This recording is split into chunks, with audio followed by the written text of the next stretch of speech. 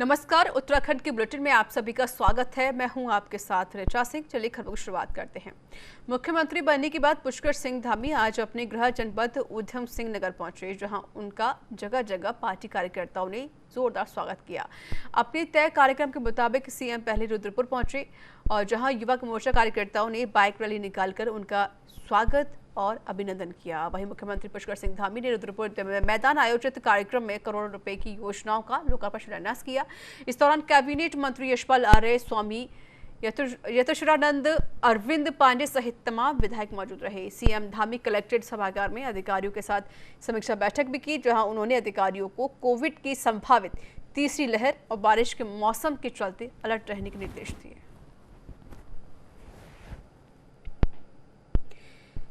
तो आपको बता दें कि आज मुख्यमंत्री पुष्कर सिंह धामी अधिकारियों के साथ उन्होंने समीक्षा बैठक की और कोविड की तीसरी लहर और जिस तरीके से जो बारिश में लगातार नुकसान हो रहा है, इसको लेकर भी उन्होंने कहा कि वह अलर्ट रहें और लोगों की मदद करें। रुद्रपुर में मुख्यमंत्री ने रोड शो भी किया और बता दें कि कई विकास योजनाओं का लोकार्पण शिलान्यास किया है मुख्यमंत्री पुष्कर सिंह धामी ने।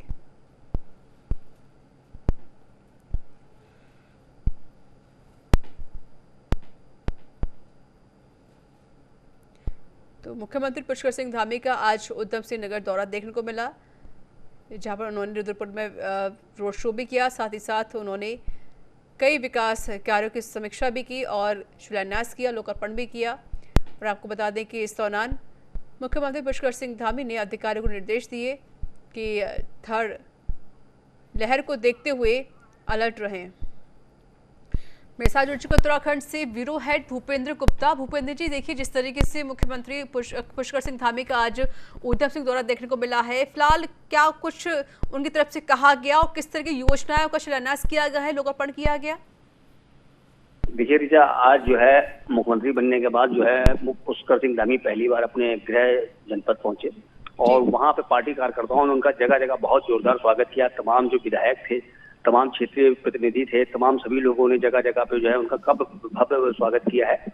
और उसके बाद जो है यहाँ अपने निर्धारित समय 10 बजे रुद्रपुर पहुंचने के बाद वहां से मोटरसाइकिल जो रैली निकाली युवा कार्यकर्ताओं की तरफ से, उनमें स्वागत सम्मान में वह उनके साथ ही साथ जुलूस के शक्ल में वो रुद्रपुर पहुंचे और रुद्रपुर में वहां पे गांधी मैदान में तमाम योजनाओं का जो विकास योजनाएं हैं वहां पे उनका लोकार्पण और शिलान्यास किया। इस दौरान पे जो है कैबिनेट मंत्री जो है यशपाल आर्य, यतीश्वरानंद, उसके अलावा अरविंद पांडे के सहित जो तमाम क्षेत्रीय विधायक थे वो भी मौजूद रहे।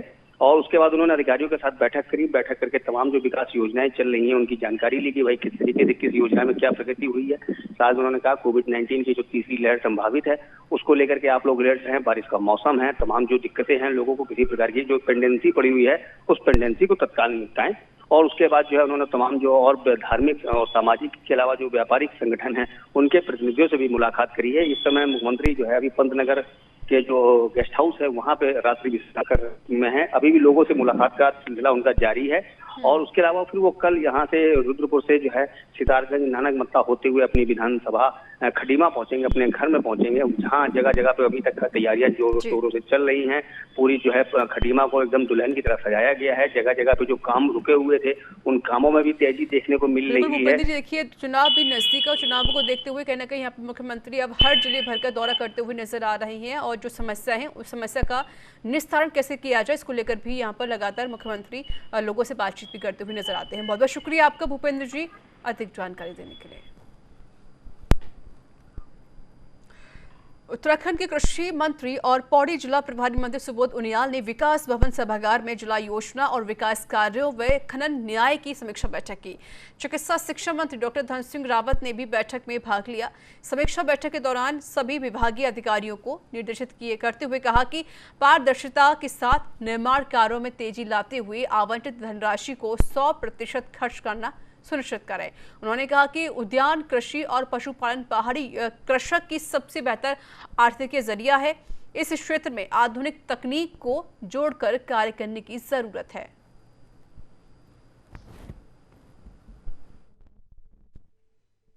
जिला योजना का पूर्व में ही वो अनुमोदन हो चुका है, जो योजनाएं बननी है, और प्रगति कोविड के कारण अभी थोड़ा धीमी है, लेकिन मुझे विश्वास है कि जिस तरह विगत वर्ष 100% पैसे को खर्च करने का काम किया गया। लेकिन इस बार मेरा जोर ये था कि एक तो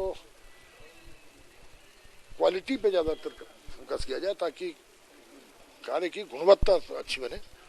दूसरा, प्राइमरी सेक्टर में जिस तरह फोकस किया गया, क्योंकि आज सबसे बड़ी आवश्यकता है कि जहाँ जिस हमारे राज्य में करीबन 70% से ज़्यादा लोग खेती पर निर्भर हैं। उत्तर प्रदेश के पूर्व कैबिनेट मंत्री साहब सिंह सैनी हरिद्वार में राजनीतिक जमीन तलाश रही हैं और इसके लिए उन्होंने सैनी समाज को एकजुट करने का बीड़ा उठाया है। वहीं साहब सिंह सैनी ने हरिद्वार के फैरूरपुर गांव में सैनी समाज का एक बड़ा कार्यक्रम का आयोजन किया था। इस कार्यक्रम में कुछ लोगों पर कोविड नियमों के उल्लंघन में मुकदमा भी दर्ज किया गया। वहीं सैनी समाज के लोगों पर दर्ज हुए मुकदमे के विरोध में साहब सिंह सैनी ने हरिद्वार जिलाधिकारी कार्यालय के बाहर पर धरना दिया। इस दौरान साहब सिंह सैनी ने आरोप लगाया कि सत्ता दल के कुछ लोग सैनी समाज की एकजुटता को बर्दाश्त नहीं कर पा रहे हैं।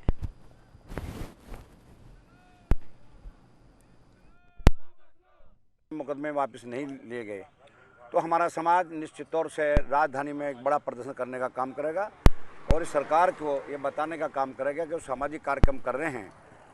सैनी समाज ने सारा सामाजिक कार्यक्रम किया है, उस पर आपने मुकदमे करने का काम किया है। माननीय मुख्यमंत्री जी की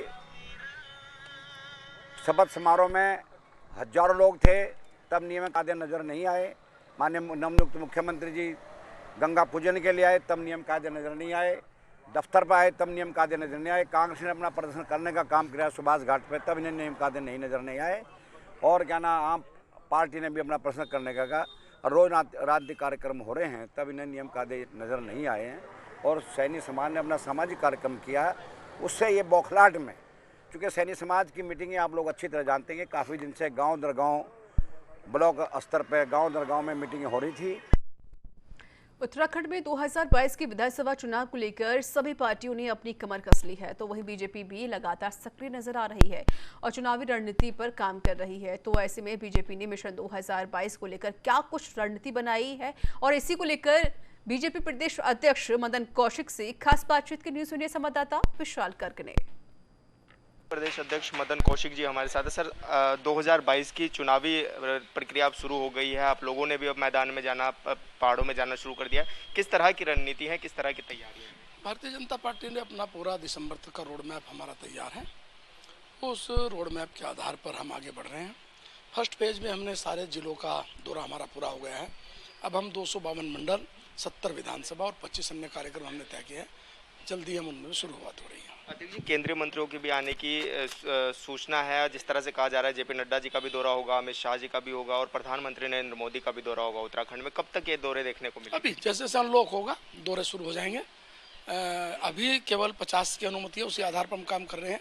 आने वाले समय में जैसे जैसे अनलॉक और संख्या बढ़ेगी हमारे कार्यक्रम शुरू हो जाएंगे। अध्यक्ष जी, जिस तरह से देखिए कांग्रेस ने भी कर्नल कोठियार को अपना सीएम चेहरा घोषित कर दिया है, कांग्रेस ने भी कर दिया है हरीश रावत को, तो बीजेपी की तरफ से कौन रहेगा, ऐसा कुछ अभी तक? हमने तो पहले कहा युवा मुख्यमंत्री 60+ 2022। बहुत बहुत धन्यवाद अध्यक्ष जी न्यूज़ इंडिया से बात करने के लिए। तो मदन कौशिक जी हमारे साथ थे जो कि बता रहे थे कि युवा चेहरे पर ही 2022 का इलेक्शन लड़ा जाएगा। अपने सहयोगी रिंकू के साथ विशाल गर्ग, न्यूज़ इंडिया, देहरादून। उत्तराखंड आशा स्वास्थ्य कार्यकर्ताओं यूनियन ने सीएचसी परिसर और तहसील परिसर में प्रदेश सरकार पर उपेक्षा का आरोप लगाते हुए प्रदर्शन किया। वहीं आशा कार्यकर्ताओं ने मुख्यमंत्री के नाम 12 सूत्र मांग पत्र उपजिलाधिकारी और प्रभारी चिकित्सा अधिकारियों को सौंपा। आशाओं कार्यकर्ताओं ने सरकार से मानदेय बढ़ाने और राज्य कर्मचारी का दर्जा देने समेत कई मुद्दों को लेकर मांग की है।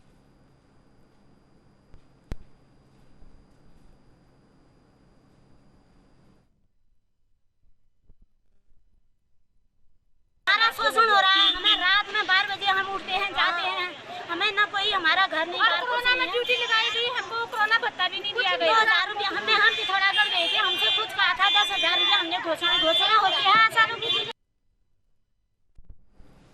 प्रदेश के आयुष मंत्री डॉक्टर हरक सिंह रावत ने विधानसभा में आयुष विभाग की समीक्षा बैठक की। इस दौरान मंत्री ने विभागीय अधिकारियों को आवश्यक दिशा निर्देश दिए, जहां ग्रामीण और दूरस्थ क्षेत्र में स्वास्थ्य सुविधाओं में सुधार करने को कहा गया है।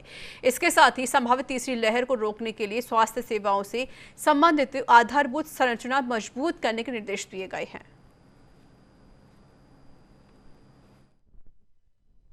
आयुर्वेद की मेरे द्वारा जो बैठक ली गई, इसमें वित्त, कार्मिक, नियोजन और सचिव आयुर्वेद सभी उपस्थित थे, निदेशक आयुर्वेद उपस्थित थे।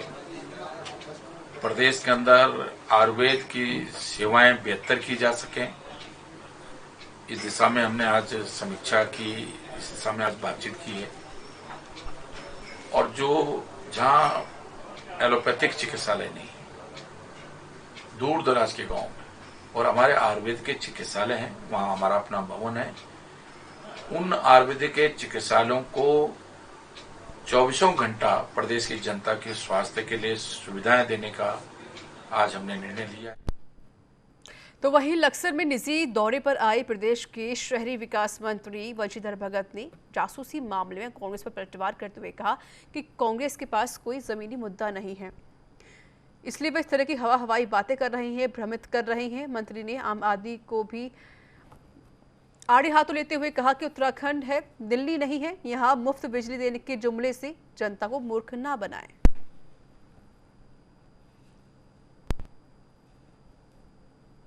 लेकिन प्राधिकरण से लोग बहुत त्रस्त थे, हमने आते ही प्राधिकरण हटाया है।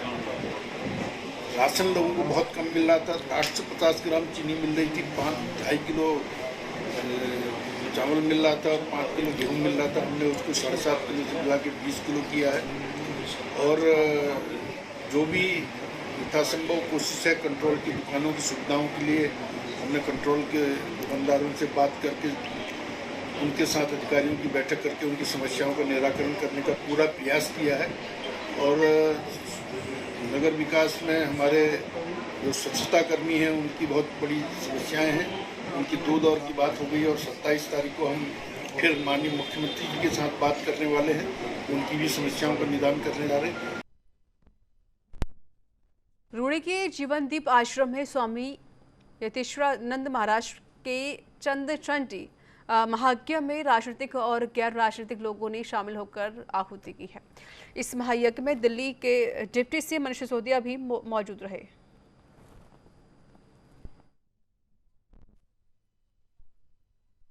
ये आज आप देख ही रहे हैं जिस तरह से पूरी दुनिया में कोरोना फैला हुआ है, उसकी शांति के लिए उत्तराखंड में हमारे स्वामी जी ने रुड़की में ये सतचंडी यज्ञ कराया है और संभवतः और चलेगा। तो ये कोरोना को भगाने के लिए, कोरोना कैसे जाए उत्तराखंड से, और सब लोगों को कैसे शांति मिले, उनका कारोबार कैसे चले, वो कैसे अपनी हर काम में लगें, ऐसी मंगल कामना करते हुए ये यज्ञ हो रहा है। और उसमें मैंने भी आहुति डाली और मैंने भी देवी माँ से यही प्रार्थना की है कि माँ इस कोरोना को जल्दी से जल्दी हटाओ। पिछले लगभग 5 वर्ष से मेरी भगवती आराधना चल रही थी और हमको पिछले वर्ष सतचंडी कराना था, लेकिन कोरोना के कारण वो स्थगित करना पड़ा और माँ भगवती ने इस साल हमको ये अवसर दिया। और यहाँ जो ये सतचंडी महायज्ञ हुआ है, जो शास्त्रों में वर्णित विधि और विधान है, तो उस विधान के अनुसार ये संपन्न हुआ है। प्रथम दिन जब इसकी स्थापना पूजा थी, तब हमारे प्रदेश के मुख्यमंत्री जी ने और माता की पूजा का श्रृंगार सामान भिजवाया था, वो आ नहीं पाए थे। और आज प्रदेश की महामहिम राज्यपाल यहाँ रहीं, और ये बहुत अच्छा लक्षण है कि किसी भी देश का राजा, आजकल तो राजा यही मुख्यमंत्री, प्रधानमंत्री, राष्ट्रपति यही होते हैं, तो कोई भी यज्ञ अगर ये स्वयं बैठकर करते हैं तो उसका पूरा का पूरा लाभ प्रजा को, प्रदेश को और प्रदेश की प्रजा को मिलता है। उत्तराखंड में इन दिनों बारिश होने से आम जनजीवन अस्त व्यस्त हो गया है। वहीं रुद्रप्रयाग में केदारनाथ को जाने वाले रुद्रप्रयाग गौरीकुंड NH 107 बंद होने से लोगों को काफी दिक्कतें हो रही हैं। यहां पहाड़ी टूटने से रामपुर गंगतल के पास भारी मलबा सड़क पर आ गया है। मलबा हटाने के दौरान मार्ग पर वाहनों का लंबा जाम लग रहा है।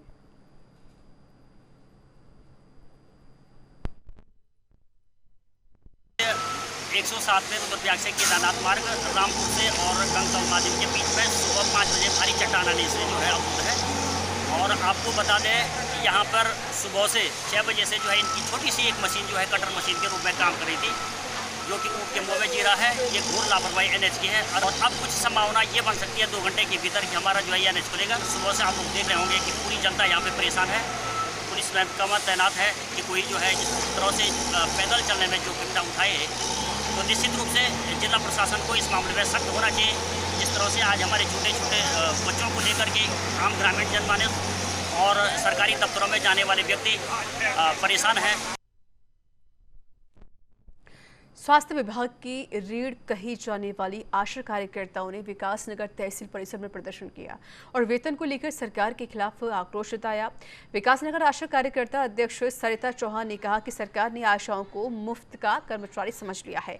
काम बढ़ाना है तो उसका भुगतान भी उसी हिसाब से दिया जाना चाहिए।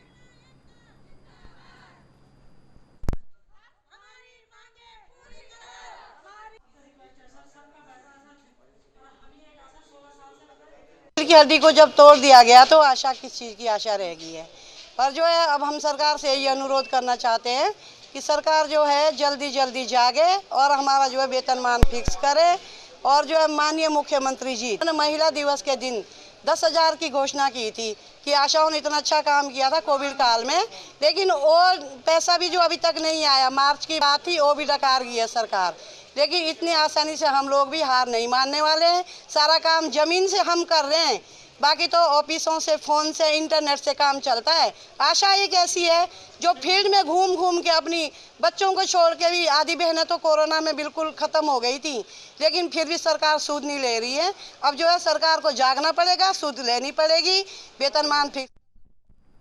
विकासनगर में बाजार चौकी प्रभारी अर्जुन सिंह गौसाई को हटाए जाने से नाराज क्षेत्रवासियों ने तहसील परिसर में प्रदर्शन किया और उपजिलाधिकारी को ज्ञापन सौंपते हुए प्रभारी अर्जुन सिंह गौसाई को वापस चौकी बुलाने की मांग की है। लोगों का कहना है कि विकासनगर बाजार चौकी प्रभारी अर्जुन सिंह गौसाई नशे और बढ़ती गौकशी पर लगातार कार्रवाई कर रहे थे, लेकिन इससे नशा माफिया बेखौफ हो गए और सफेद पोसों के संरक्षण में अर्जुन सिंह गौसाई को लाइन हाजिर करवा दिया गया।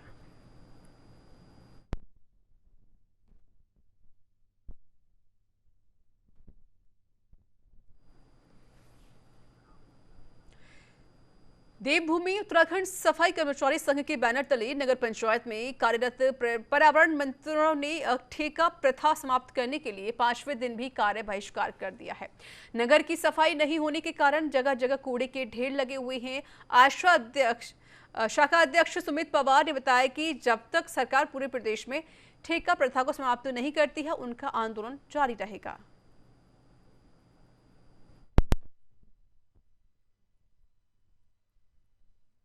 इसमें आज हमको 5वां दिन हो चुका है, लेकिन सरकार ने कोई भी ऐसा संदेश नहीं दिया है जिससे हम लोग खुश हो सकें। अब आगे जाके हम लोग काफ़ी परिस्थितियों में गुजर रहे हैं।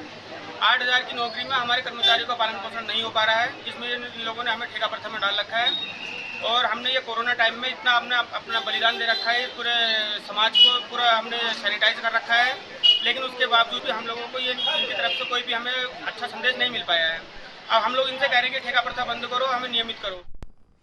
उत्तराखंड नव निर्माण को लेकर आम आदमी पार्टी के वरिष्ठ नेता सेवानिवृत्त कर्नल अजय कोठियाल ने काशीपुर में युवा संवाद कार्यक्रम रखा, जिसमें युवाओं के सवालों का जवाब दिया गया और उन्हें विश्वास दिलाया गया कि आम आदमी पार्टी यदि उत्तराखंड की सत्ता में आती है तो वह इस प्रदेश का नव निर्माण करेगी।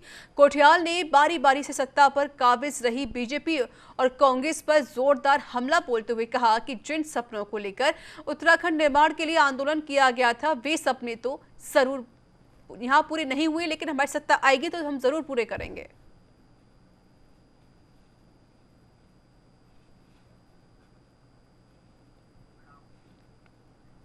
नैनीताल विधायक संजीव आर्य ने अथक प्रयासों से कैची हर तपा तितौली मोटर मार्ग पर जल्द ही स्थानीय लोगों के लिए बनकर तैयार हो गया जाएगा। शासन द्वारा राज्य योजना के तहत इस मार्ग निर्माण के लिए 1 करोड़ 4 लाख की धनराशि मंजूर की गई है। आपको बता दें कि विधायक संजीव आर्य के पिता उत्तराखंड सरकार में कैबिनेट मंत्री यशपाल आर्य ने अपने भ्रमण के दौरान इस मोटर मार्ग को बनवाने का संकल्प लिया था।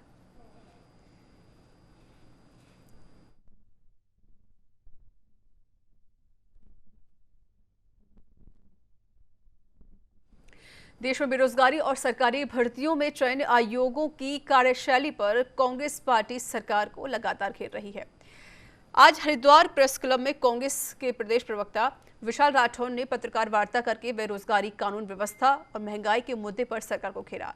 विशाल राठौर ने कहा कि सरकार चयन प्रक्रिया धीमी होने के कारण कई बेरोजगार युवाओं की उम्र निकल रही है। सरकार ने पिछले 5 सालों से पीसीएस की परीक्षा नहीं कराई है। सरकार सिर्फ 2% युवाओं को रोजगार दे रही है।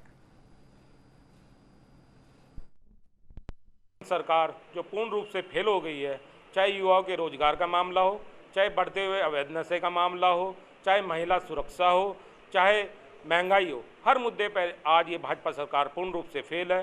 महंगाई जहां पर एक और शहरी क्षेत्र में 6.26% से महंगाई शहरी क्षेत्र में बढ़ रही है, ग्रामीण क्षेत्र में 6.16% से हर माह महंगाई बढ़ रही है। आप दूसरी तरफ देखिए, खाद्य तेल 34% से खाद्य तेल 34% के इजाफे से बढ़े हैं। दूसरी ओर युवाओं को छला जा रहा है रोजगार के नाम पर, मात्र 2% युवाओं को रोजगार दिया जाता है और ये युवा जिनकी उम्र निकलती जा रही है 4.5 साल में, वो युवा, कई युवा ऐसे हैं जिन चयन प्रतियोगिता से ही बाहर हो जाएंगे। उन युवाओं से माफी मांगनी चाहिए उत्तराखंड सरकार को। देहरादून में टीम मैं हूं सेवादार संस्था के स्थापना दिवस पर उत्तराखंड विधानसभा अध्यक्ष प्रेमचंद्र अग्रवाल ने 40 जरूरतमंद लोगों को राशन सामग्री बांटी। इस दौरान संस्था ने भंडारा भी लगवाया। कार्यक्रम के दौरान विधानसभा अध्यक्ष ने लोगों को मास्क और सैनिटाइजर भी बांटे।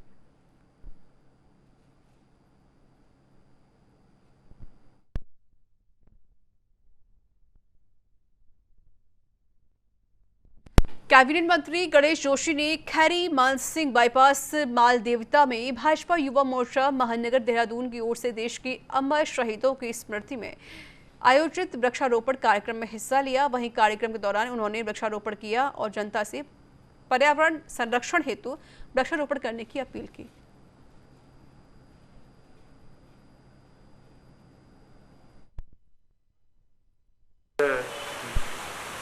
शहीदों की याद में भारतीय जनता युवा मोर्चा महानगर द्वारा एक बृहद वृक्षारोपण का कार्यक्रम किया गया और हमने हरेले पर्व पर यह लक्ष्य रखा था कि हम 1 करोड़ से अधिक पौधे लगाएंगे। उसी श्रृंखला में कार्यक्रम चल रहा है और कहा जाता है कि एक वृक्ष लगाना 10 पुत्रों को जन्म देने के बराबर है, क्योंकि अंधाधुंध कटान से जो हमारा पर्यावरण संतुलन बिगड़ रहा है, आज जो बादल फट रहे हैं या घटनाएं हो रही हैं, इसका कारण यह है कि लगातार अंधाधुंध कटान हो रहा है। ऐसे में वृक्षारोपण करना बहुत जरूरी है। डोईवाला में रेल प्रशासन ने रेलवे की जमीन पर किया गया 40 साल पुराना अतिक्रमण बलपूर्वक तरीके से हटा दिया है, जिसे लेकर अतिक्रमणकारियों में हड़कंप मच गया है। दरअसल रेल प्रशासन के लिए डोईवाला के प्रेमनगर में 40 साल पुराना अवैध अतिक्रमण हटाना एक बड़ी चुनौती बनी हुई थी। आपको बता दें कि 1 सप्ताह पहले अतिक्रमणकारियों को रेलवे की ओर से नोटिस भी जारी किए गए थे। इसके बावजूद भी यह अतिक्रमणकारी जमीन छोड़ने को तैयार नहीं हुए थे, जिसके बाद आज रेल प्रशासन ने आरपीएफ के साथ मिलकर झुग्गी झोपड़ियों पर जेसीबी की मदद से इस अतिक्रमण को हटा दिया।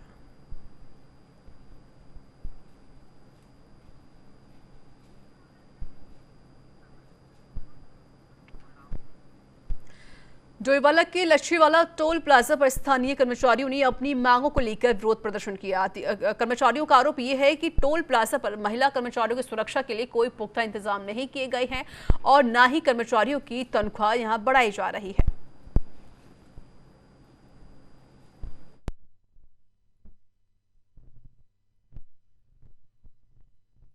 से ये टोल लगा है, हम लोग इस टोल के विरोध में थे और लेकिन उसके बाद ये हुआ कि यहाँ पे स्थानीय लोगों को रोजगार भी मिल रहा है और सरकार को कहीं ना कहीं NHAI को भी इसकी ज़रूरत है कि आगे डेवलपमेंट हो सके। लेकिन कई सारे इश्यूज़ पे आज भी यहाँ समस्याएं आ रही हैं। इसमें जैसे कि बदतमीज़ी होती है लोगों के साथ, या आज जो हमारे कर्मचारी हैं, हमारे यहाँ पे हमारी बहनें हैं जो यहाँ पर अपना काम कर रहे हैं, अपने यहाँ पे रोजगार के लिए यहाँ पर जुड़े हुए हैं, उनके साथ भी ना तो चाहे वो तनख्वाह का इशू हो या गलत व्यवहार का इशू हो, तो कई सारी इनकी अपनी समस्या हैं जिनको लेकर आप यहाँ पर विरोध दर्ज कर रहे थे। तो इनके समर्थन में आज कांग्रेस पार्टी के जिलाध्यक्ष होने के नाते मैं आया हूँ और हमारे यहाँ पे जो मैनेजर है उनसे भी बात हुई है। यहाँ रोज कोई ना कोई झगड़े, कोई ना कोई अंदेशा रहता ही है। हम लोगों को हर हफ्ते यहाँ आना होता है। जब टोल लगा तब हम लोगों ने हंगामा किया, तब जाके क्षेत्रीय लोगों के लिए डोयला विधानसभा के लिए ये फ्री किया गया। मगर जो यहाँ तक कर्मचारियों की बात है, ये हमारी बहनें हैं, कर्मचारी हैं, इन लोगों की समय पर सैलरी नहीं दी जाती और जो सैलरी है वो जो बढ़ाने की मांग है वो पूरी नहीं की जा रही है और समय पर जितनी छुट्टियों की ये लोग मांग करते हैं वो इनको छुट्टियां नहीं दी जाती हैं। तो कई ऐसी समस्याएं हैं जिनका समाधान होना चाहिए। हमारी आज बात हुई है अधिकारियों से, तो इनका कहना है कि उनकी सारी समस्याओं का हम समाधान करेंगे। और तो इसी के साथ इस बुलेटिन में इतना ही। देश दुनिया की तमाम खबरों के लिए देखते रहिए न्यूज़ इंडिया। नमस्कार।